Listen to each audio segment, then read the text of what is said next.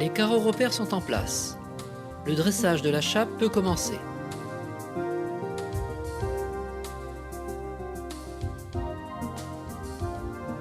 Sur une surface humide, le mortier est déposé entre les repères.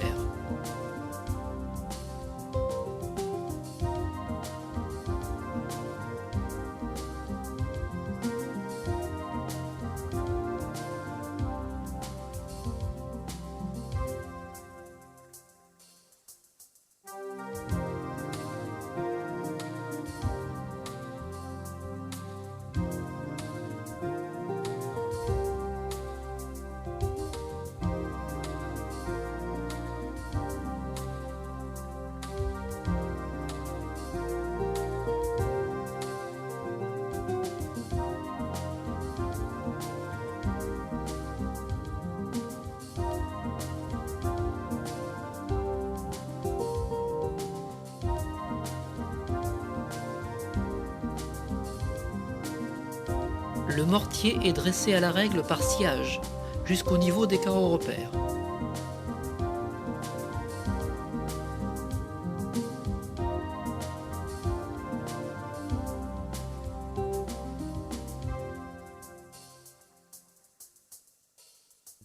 Après dressage, l'excès de mortier est recoupé à la truelle.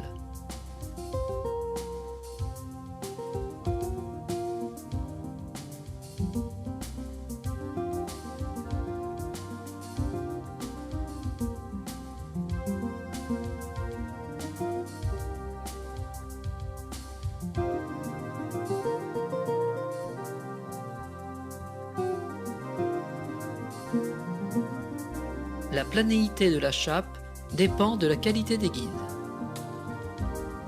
La règle doit reposer sur les deux carreaux repères. On ne doit constater ni creux, ni surépaisseur de mortier.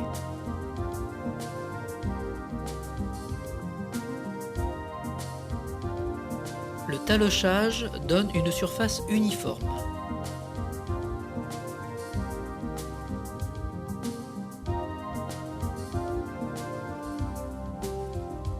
Les carreaux repères sont enlevés, le remplacement rebouché.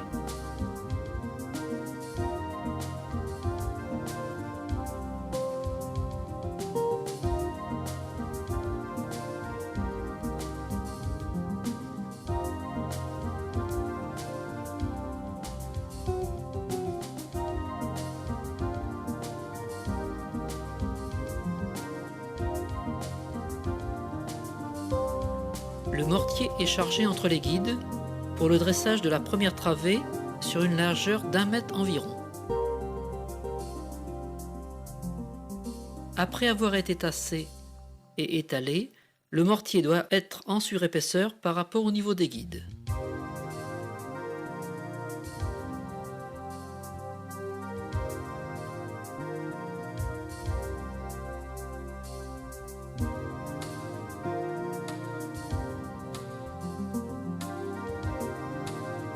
Le platoir métallique peut être utilisé pour tasser la chape. Sa forme rectangulaire est intéressante pour le tassement en pied de cloison. Les réglés métalliques posés sur les guides ne sont pas indispensables. Toutefois, ils facilitent le passage de la règle en l'empêchant de creuser les guides. Les genoux sont protégés par des genouillères caoutchouc pendant les opérations de dressage.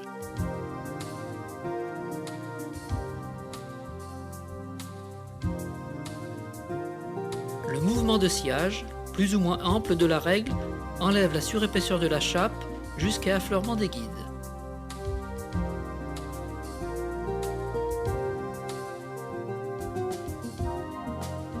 Il est nécessaire de procéder par passes successives.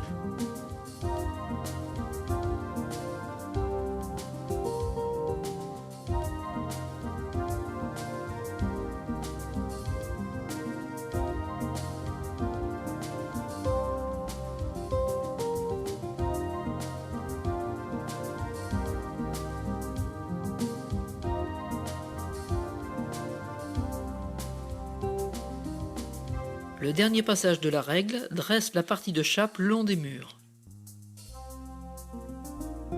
Le platoir métallique, appliqué sur la chape, Enlève les bavures de mortier laissées par la règle dans l'angle des murs.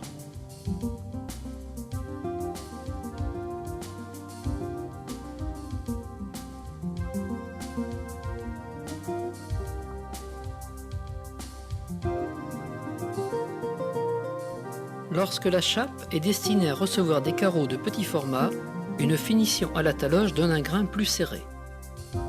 Élimine les bavures de mortier, notamment le long des murs.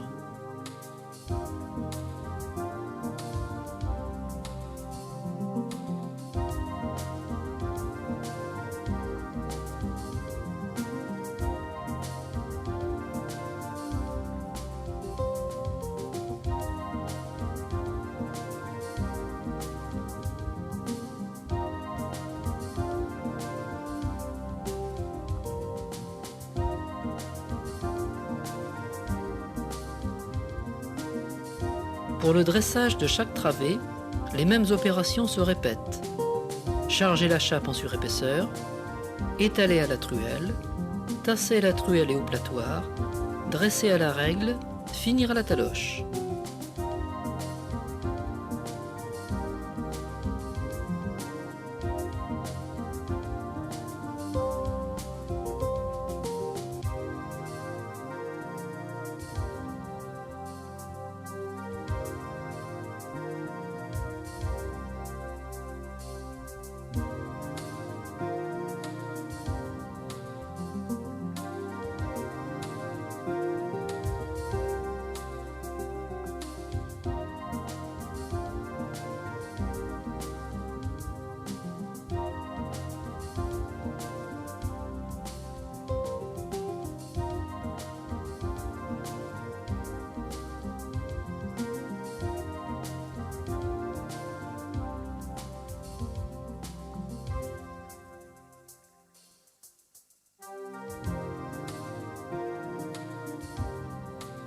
Lorsque la surépaisseur de chape est trop importante, un recoupage à la truelle facilite le dressage à la règle.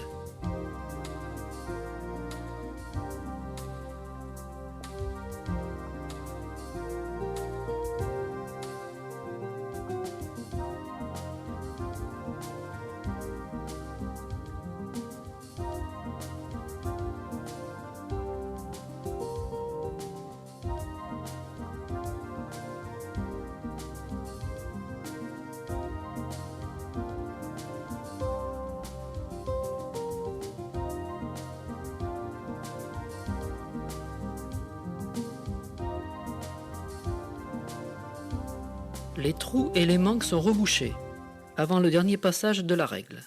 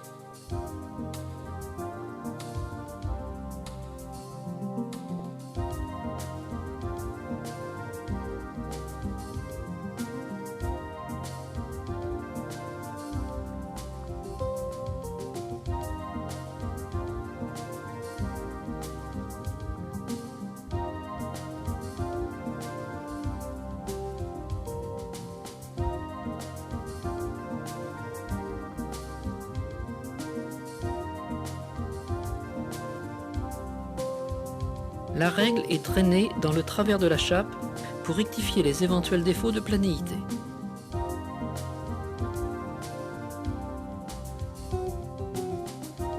Aucun creux supérieur à 5 mm ne doit apparaître sous une règle de 2 mètres de longueur.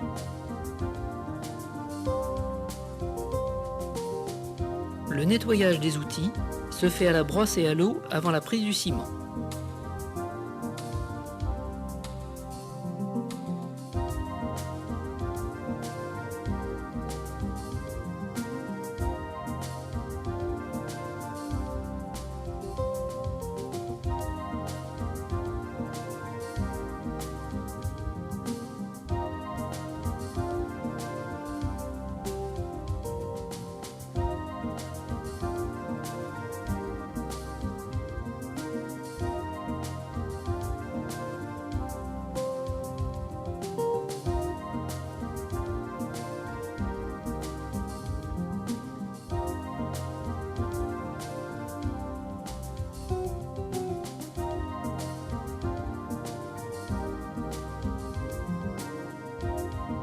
La chape peut recevoir différents types de finition. Taloché ou lissé selon le revêtement destiné à l'habiller. Carrelage, revêtement plastique, moquette, parquet collé.